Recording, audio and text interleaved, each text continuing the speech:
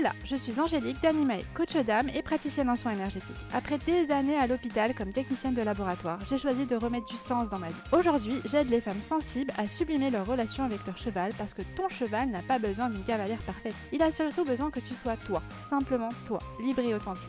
Si tu te sens perdu, que tu donnes tout à ton cheval sans vraiment t'écouter et que tu cherches des outils de compréhension, une bonne dose de bienveillance, de motivation et de bonne humeur, alors tu es au bon endroit. Parfois seul, parfois accompagné d'invités inspirants, dans ce podcast, je te parle d'énergie, d'émotions, des cycles de la nature, de développement personnel, de mindset et surtout de ce lien sacré qui t'unit à ton cheval. Alors, installe-toi confortablement et c'est parti pour l'épisode du jour.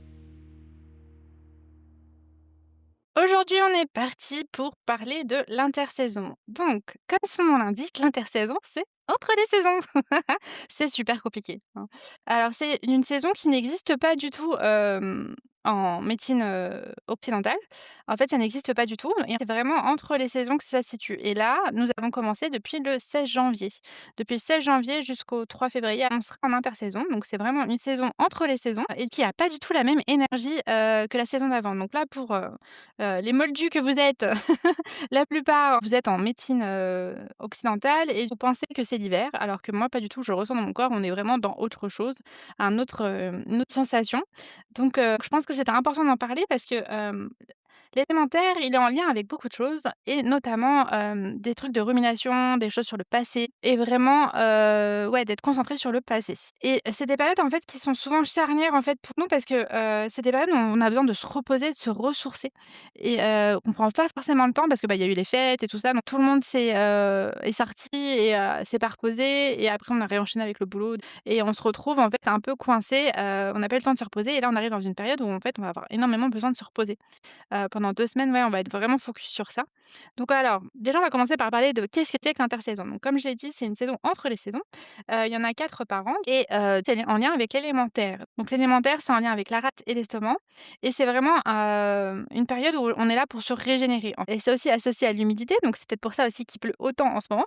Voilà, mais qu'on peut aussi se ressentir l'humidité dans notre corps avec des lourdeurs, avoir peut-être plus de rétention d'eau aussi, voilà, ou être un peu dans le flou, au niveau du mental. Donc c'est vraiment en lien avec ça et c'est aussi en lien avec la rumination. C'est vraiment l'émotion phare de l'intersaison. C'est vraiment, ruminer, ressasser le passé, tourner en boucle, être vraiment comme un disque rayé sur, un sujet. Voilà, avoir aussi des petits pics du passé qui reviennent. Tout ça, donc ça, c'est en lien avec l'intersaison. Et c'est une période où ça peut, venir un peu chambouler, notre vie parce qu'on va être un peu, souvent dans le «c'était mieux avant» ou «j'ai fait ça, j'aurais pas dû». Voilà et on va être vraiment tourné vers ça, vers le passé, aller chercher un peu dans nos dossiers ou se rappeler de choses qui se sont passées il y a 5 minutes, on n'y pensait pas et là, d'un seul coup, hop, ça fait un pop-up. Voilà. Donc là, moi, je voudrais te rassurer, en fait, sur voilà, si tu ressens ça actuellement, c'est normal d'avoir des personnes de ton passé qui reviennent, voilà, ou des choses, qui sont passées dans le passé ou des situations qui sont passées dans le passé avec ton cheval ou avec, des personnes de ta famille qui reviennent, c'est normal et surtout, il faut vraiment pas que par exemple, si pour toi le passé était mieux, il faut vraiment que tu évites d'être dans la comparaison, genre, «Oui, c'était mieux avant» ou par exemple, si tu avais un ancien cheval et que là, tu as un nouveau cheval et que en ce moment il est horrible et te dire: «Ouais, l'autre cheval était mieux, enfin j'avais une relation mieux» ou des choses comme ça, vraiment, hem quand on est centré comme ça sur le passé, souvent on idéalise le passé. On se rappelle surtout des bons moments ou des mauvais moments, mais on se rappelle pas de tout. Donc si par exemple tu es, concentré sur le passé et que tu as des images du passé ou des choses du passé qui reviennent, si elles sont positives, ce que tu vas essayer de faire, c'est de trouver des choses négatives pour, essayer de tempérer ça un petit peu, et pareil si elles sont, négatives, essayer de trouver des moments positifs, pareil pour tempérer, pour revenir à quelque chose de neutre et que ça t'impacte un petit peu moins dans ta vie de tous les jours et que ça t'empêche pas d'avancer. Donc vraiment d'être là-dessus. Voilà et après, on peut pas changer le passé. Donc ça sert à rien d'être dans le «j'aurais dû faire ça pour mon cheval», voilà. Au moment heu, où n'importe quoi ce qui s'est passé avec ton cheval, tu as fait du mieux que tu as pu avec les infos que tu avais à ce moment-là. Là, par exemple, si c'est quelque chose qui s'est passé il y a 1 an avant, je vais te prendre par exemple ma situation avec ma jument. Donc ma jument, elle s'est pris, les pieds dans une clôture quand on a déménagé et du coup, elle s'est ouvert, jusqu'au jarret, enfin jusqu'à l'os au niveau du jarret, enfin voilà, elle a eu beaucoup de soins et tout ça. Et après j'en suis voulu parce que, je l'avais mis dans cette pension, je me suis dit: «Oui, j'aurais pu surveiller, enfin j'aurais pu, voir que les filets ils étaient pas bien mis», enfin, je m'en suis vraiment voulu, voilà, sauf qu'en fait il y avait plein d'infos que j'avais pas à ce moment-là. Je savais pas qu'elle allait en fait, elle a réagi comme ça et elle a flippé parce qu'il y avait des mouches plates et je pensais pas qu'elle allait réagir aussi fort avec des mouches plates, voilà et ensuite pour moi, j'étais pas capable de l'accueillir à chez moi, enfin parce qu'on n'avait pas de clôture, parce qu'il y avait que les chèvres, il y avait pas d'autre cheval, voilà. Alors qu'en fait, elle a vécu, 2-3 je crois 2 ou 3 semaines, toute seule avec les chèvres. Ça s'est très, très bien passé. Je n'avais jamais vécu avec ma jument, toute seule avec les chèvres et je savais pas du tout comment elle allait se comporter et moi je me suis dit: «Faut à tout prix la mettre en pension». La jument, elle m'a dit clairement: «Bah non», parce qu'après quand elle était blessée, on m'a proposé aussi de la ramener chez moi et ça aurait été beaucoup plus simple pour les soins. Mais pareil pour moi, c'était pas possible de la laisser toute seule, donc j'ai fait avec les infos que j'avais à ce moment-là. Alors que maintenant avec le recul, je sais que si elle est dans un endroit, où je suis, où il y a les chèvres, elle peut rester quelque temps toute seule et que ça se passe très, très bien. Après c'est pas bien de laisser un cheval tout seul, ça, voilà. Mais dans ma tête, c'était carrément pas possible, elle allait péter un câble, elle allait se barrer, ça allait être pire, enfin voilà. Donc j'ai fait du mieux que j'ai pu avec ce que j'avais à ce moment-là, comme info. Par contre, je savais qu'elle supporterait pas d'être enfermée dans un box, je connais son caractère, voilà. Du coup, je l'ai pas séparée des autres. Elle a été avec les autres, j'ai soigné sa plaie, machin et tout, mais elle était dans un mini paddock au milieu des autres chevaux et elle a très bien vécu, la situation. Elle a et après elle avait perdu de l'étal, mais au niveau du mental, ça a toujours été. C'était le plus important pour ma jument, c'est ça le plus important, c'était d'avoir le mental. Donc j'ai fait avec les infos que j'avais à ce moment-là. Donc je savais que je pouvais pas mettre ma jument en box et qu'elle allait péter un câble et que ça allait mal se passer et que elle allait dépérir. Par contre, je n'avais pas l'info qu'elle pouvait être toute seule chez moi avec les chèvres, en fait, et que ça allait bien se passer. Pour moi, elle avait à tout prix besoin d'un copain. Donc maintenant, avec l'expérience, je sais que je pourrais le faire d'une autre façon. Mais je ne peux pas revenir sur le passé, donc ce qui s'est passé, c'est comme ça et en fait, j'ai appris. J'ai appris quelque chose. Donc c'est vraiment, si tu es dans une situation pareille où tu es vraiment sur: «Ouais, j'aurais dû faire ça, il s'est passé ça, j'aurais pu faire comme ça, machin et tout». Non, au moment où ça s'est passé, tu avais pas plus d'infos que ça, donc tu as fait avec les infos que tu avais sur le moment. Voilà et après, il y a aussi l'impact émotionnel. Les chevaux, c'est des éponges et ça va dépendre de toi. Donc si vraiment tu es en mode focus sur le passé, sur, ce qui s'est passé, que tu aurais dû machin, que tu t'en veux, que tu es dans la culpabilité, voilà, lui, il le ressent tout ça. Donc après, c'est pour ça que potentiellement, il peut ne pas être bien ou avoir, des un peu d'apathie ou un peu te fuir ou des choses comme ça. Parce que lui, il ressent ce que tu ressens et si tu es tourné vers le passé et sur la culpabilité, bah, lui, il ressent ça et soit il veut pas de ça, soit, bah, tu le plombes. Donc vraiment, c'est une période qui est un peu ça dure 2 semaines, mais 4 fois par an et c'est vraiment des périodes où tu vas être vraiment comme ça, un peu, ouais, un peu tourné vers le passé et tout et c'est pour ça, essaye de tempérer, vraiment d'aller chercher des choses, positives donc moi, par exemple, pour la blessure de la jument, ce qui s'est passé, c'est que, maintenant, je sais qu'en fait, si ça je touche du bois pour pas que ça se repasse, mais si ça se passait, en fait, je sais que je pourrais la gérer d'une autre façon parce que j'ai appris. Voilà, donc ça, c'est le côté positif. Par contre, oui, c'était la galère pendant 6 mois, les soins, à la fin, elle voulait plus des pansements, enfin bref, c'était une horreur. Mais voilà et que, ce que j'ai appris à ce moment-là, c'est que plus je m'écoutais, plus c'était aligné avec la jument et plus la jument allait bien. Et moins je m'écoutais, plus je forçais à faire, ce qui devait être fait et moins ça se passait bien pour la jument et plus elle était, caractérielle pour me dire: «Non, en fait, je veux pas ça. Ça va pas, machin, tout». Après moi, j'ai la chance, j'ai une jument qui s'exprime énormément, donc c'est assez simple, en fait, de voir les signaux. Mais pour moi, des fois, c'est, mon mental qui prend le dessus, qui fait: «Mais non, mais c'est pas possible de faire comme ça». Après, ce qu'il faut savoir, c'est quand on est dans le mental, dans la rumination comme ça aussi, on n'est pas connecté. C'est, en fait, il y a le mental, il y a l'intuition, il y a le cœur, il y a le corps et vraiment quand on est dans le mental, on est connecté qu'avec notre mental. On n'analyse pas, en fait, ce qui se passe, tous les éléments extérieurs. En fait, le cerveau, lui, en fait, c'est comme s'il rangeait dans des cases. Donc ça, je connais. Ça, je connais pas. Ça, on a déjà fait, mais ça nous a fait mal ou voilà. Enfin, il range dans des cases comme ça et sauf que quand tu es dans une nouvelle situation où tu vas reproduire quelque chose qu'il a déjà fait. Il va pas du tout t'emmener vers quelque chose que tu connais pas. Genre, par exemple, je sais pas, quand tu t'es brûlé petit, donc en fait, il sait que les plaques, c'est chaud et du coup, il va pas remettre sa main dessus parce qu'il s'est brûlé dessus.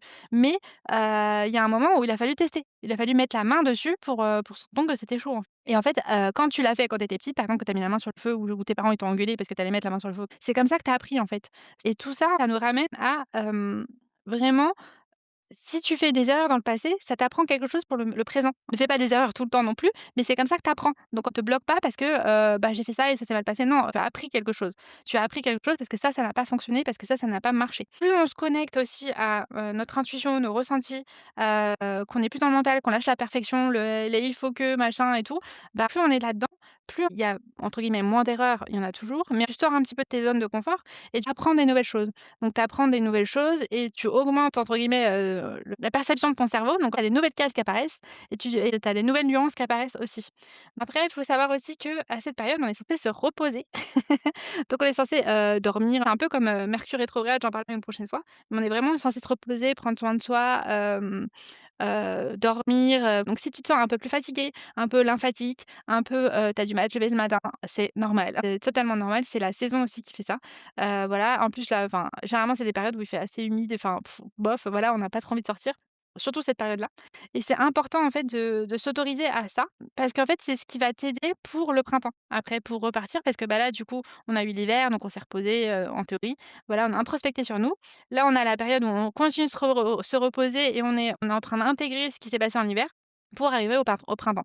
Donc voilà, donc c'est normal si tu te sens fatigué, voilà et c'est normal aussi si tu as des situations du passé qui reviennent ou des trucs du passé qui reviennent, c'est normal. Mais sache que, tu peux pas changer le passé et ce qui s'est passé est passé, hein, voilà et que tu ça t'a permis d'apprendre et d'évoluer et de comprendre des nouvelles choses. Voilà et c'est un moment, crucial intersaison pour, passer du faire à l'être. C'est vraiment une période où tu es pas dans l'action, tu es vraiment dans l'être. Voilà, donc c'est vraiment des périodes où tu as besoin de t'ancrer, d'être, dans le sol donc bon, là, c'est pas la période pour aller marcher pieds nus, mais voilà, sinon ça serait marcher pieds nus. Ça serait, si tu as envie d'aller méditer près d'un arbre, voilà, ou méditer tout court, voilà, ou mettre des pierres ancrantes, donc par exemple du bois fossile ou des choses comme ça.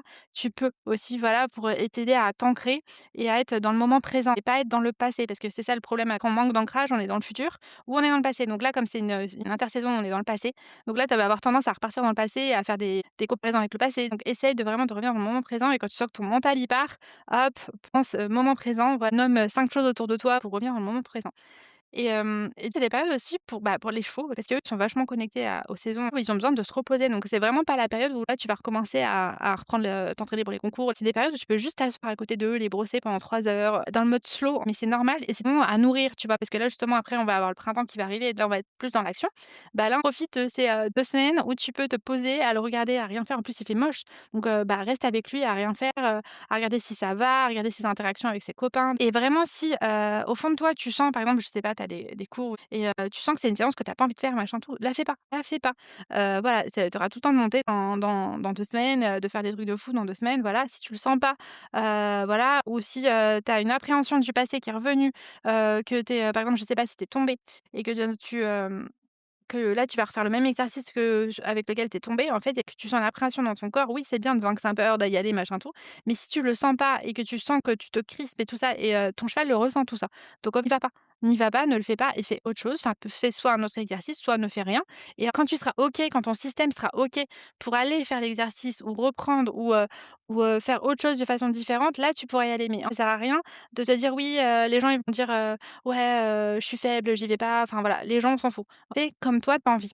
Si toi, tu as envie de pas faire l'exercice parce que ça te fait peur, parce que tu te sens pas prête, machin, bah OK, voilà. Et si tu sens que ton cheval, il ressent ta peur, machin, bah, parce qu'il y a des fois, en fait, on va le ressentir, on va monter et on va savoir, en fait, que là, le cheval, il est OK pour faire ce truc-là que tu as jamais fait ou toi, tu vas le sentir, tu es bien, c'est le bon moment, c'est voilà.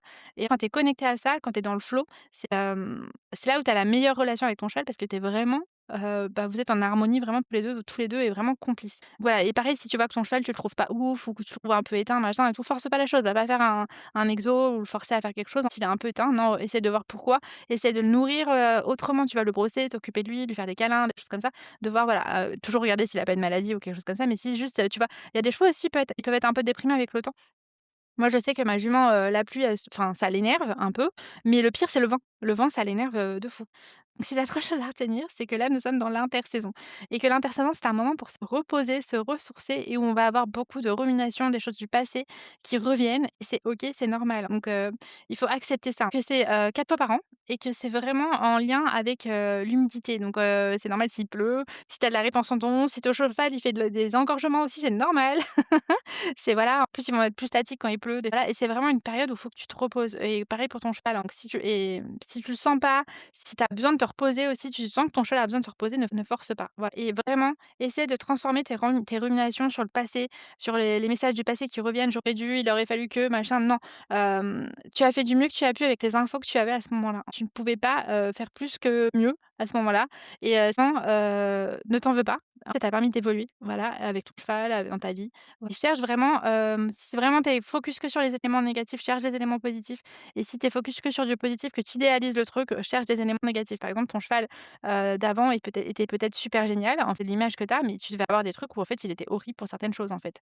Donc essaye de rééquilibrer, en fait, d'arrêter d'idéaliser le passé ou de te dire: «Avant, c'était mieux» ou au contraire te dire: «J'aurais dû faire ça», voilà. Voilà pour aujourd'hui, pour ce petit podcast. Donc si ça t'a plu, tu peux, me laisser un message, un commentaire, voilà. Si tu veux échanger sur Insta aussi, il y a pas de problème, je te remets les liens et si tu veux savoir si ton élément ou l'élément de ton cheval, j'ai toujours les quiz à disposition et ça permet de savoir, par exemple, si tu es terre et que nous sommes en période terre, ça va justement aller te travailler encore plus. Mais pareil pour ton cheval, en fait, peut-être encore plus lymphatique, avoir encore moins envie d'avancer, parce que, bah, là, on est en plein dans sa saison. Donc voilà et toi pareil, si tu es terre, voilà. Et après si tu as un autre élément, tu peux te sentir quand même impacté par la saison puisque ça touche tout le monde. Voilà, voilà et surtout, reposez-vous.